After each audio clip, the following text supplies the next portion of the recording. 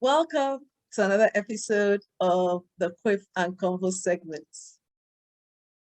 I have known my guest for a while, so get ready for a good laugh. You'll see her bio right after this.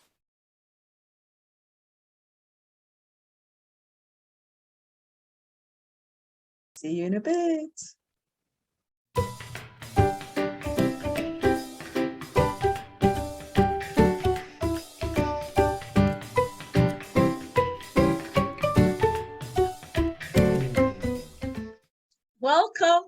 Welcome to the Quip and Convo segment, Donna. Thank you. It's so good to be here. Yes. And see you again after quite a few years of knowing each other at Shell and then not seeing each other for a bit. It's very nice to see your face. Likewise, it is. I'm just so delighted that you're here in the Quip and Convo segment with me and excited about the quip we're going to be discussing. Because just reading your email, you're like, yeah, let's talk about the one that fits our personality, and that's definitely your attitude. And it does fit both of our personalities, yes, I believe. It does. So the Quip 78 in my third book says, we're all cut out to have humor to help us cope with life.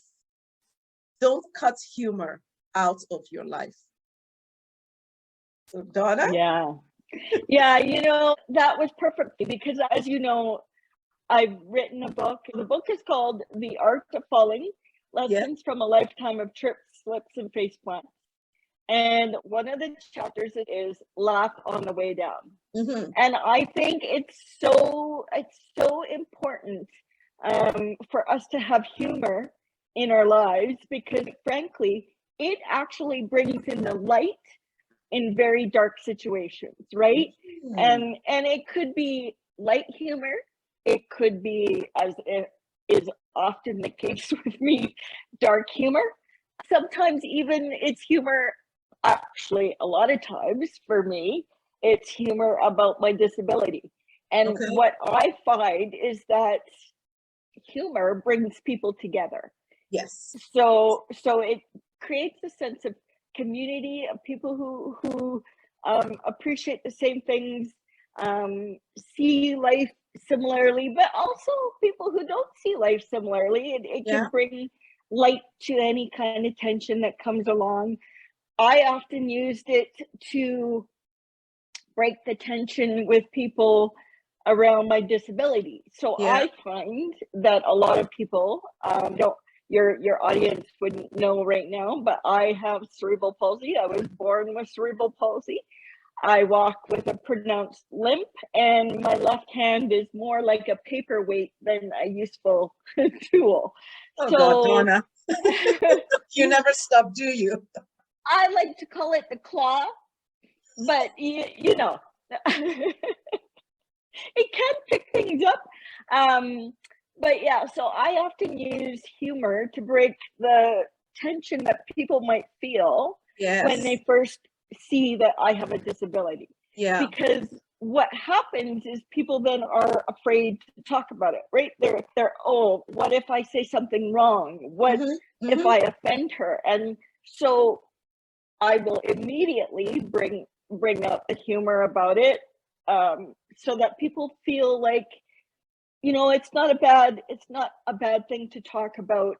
I can ask her questions freely. Yeah.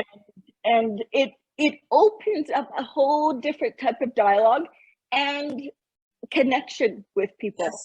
And it doesn't have to be about a disability. It could be about anything that's going on in the world, right? So there's a lot of COVID humor out there. When I was doing my research, I read that even in World War II, in the concentration camps, one of the things that kept people going was their sense of humor. And they never let that be taken away from them. Because it really brings light into a world where there's dark.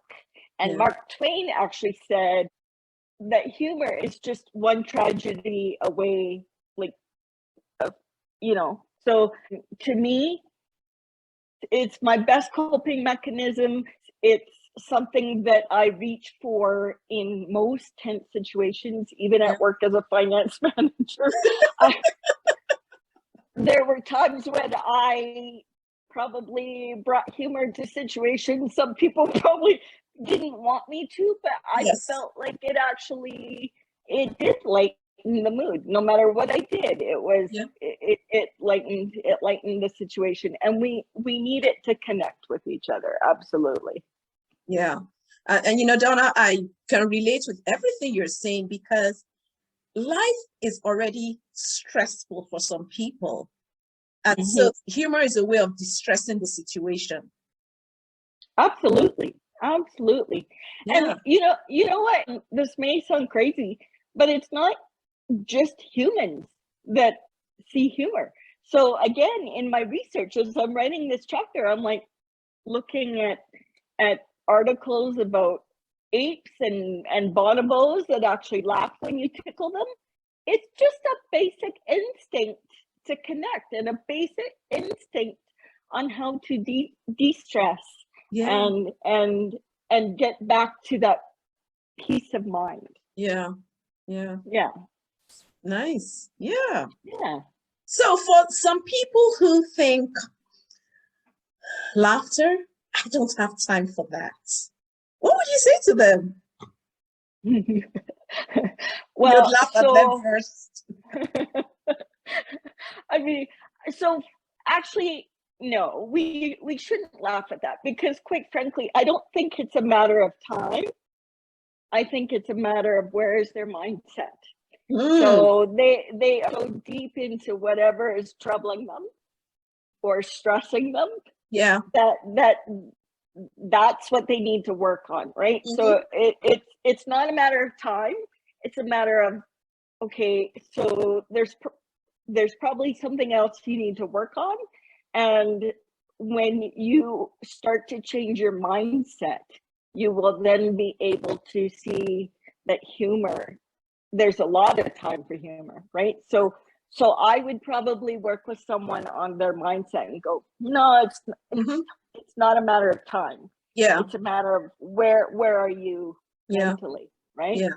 And that's a good point because as I, use the phrase loosely, I don't have time for that.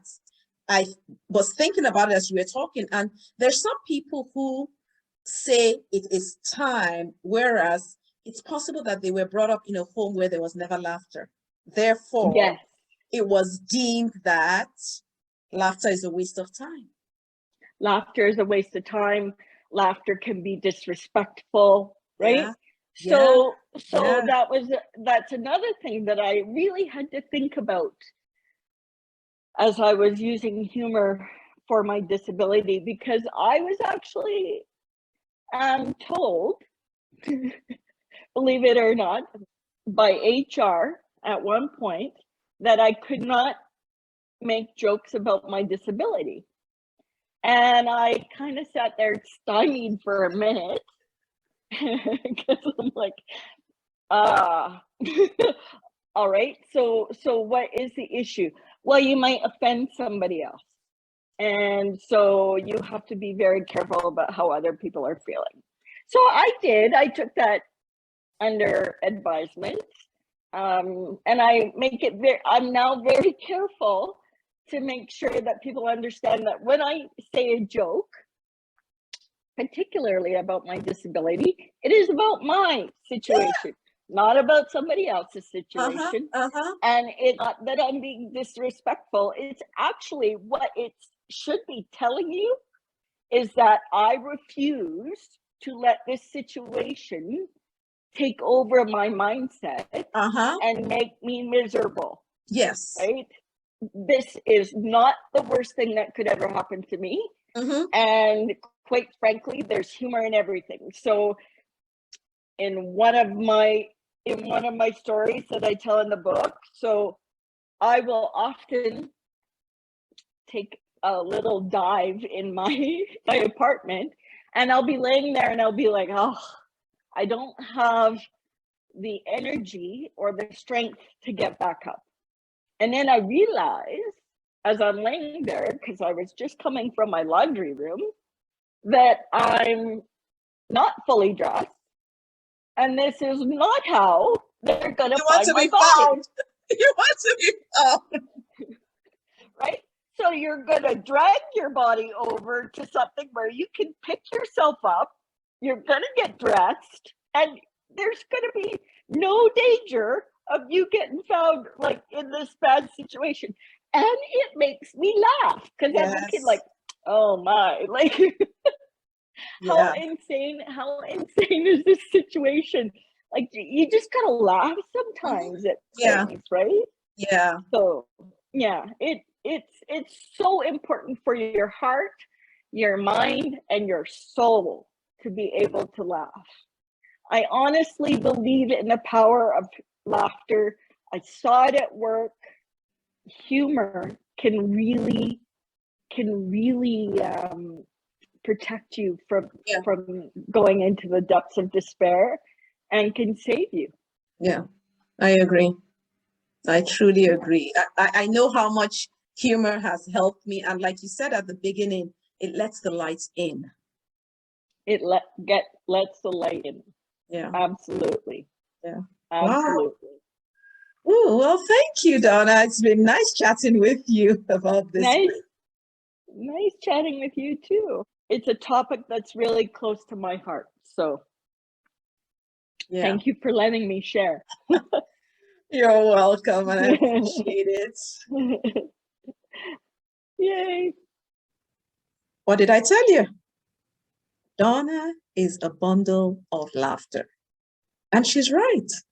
Laughter lets the light in. So don't cut humor out of your life. Laughing. If you've run out of things to laugh about, look me up. I'm sure we'll find something to laugh about together. Even if we're going to be laughing at you, for you, or with you. See you in the next episode of the Quip Corner with Ada. Bye now.